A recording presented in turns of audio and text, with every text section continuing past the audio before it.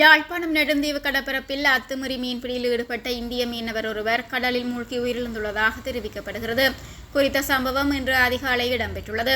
நெடுந்தீவு கடற்பரப்பில் 5 இந்திய மீனவர்களுடன் படகொன்று மீன்பிடியில் ஈடுபட்டது.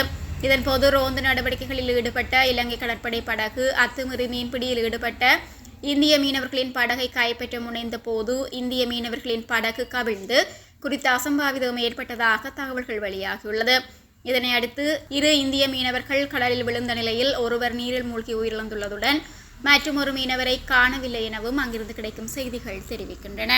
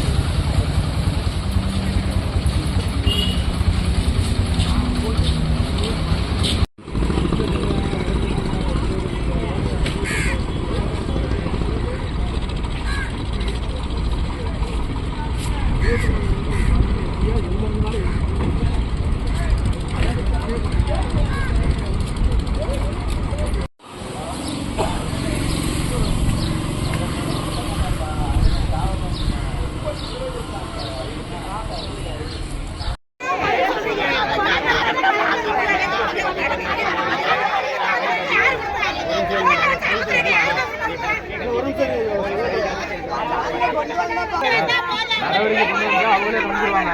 என்ன நடக்குது யார்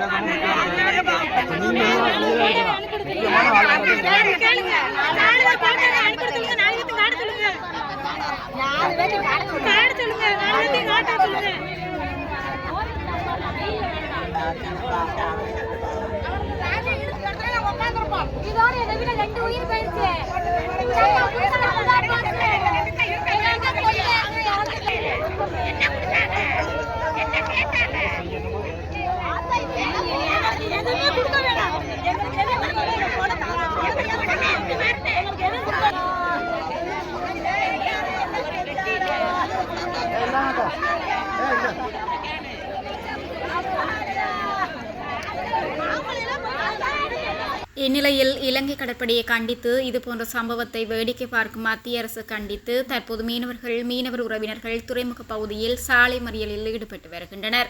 இதனால் அப்பகுதியில் பதற்றமான சூழ்நிலை ஏற்பட்டுள்ளது.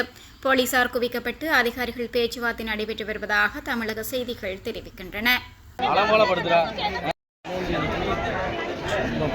போலீஸ் குவிக்கப்பட்டு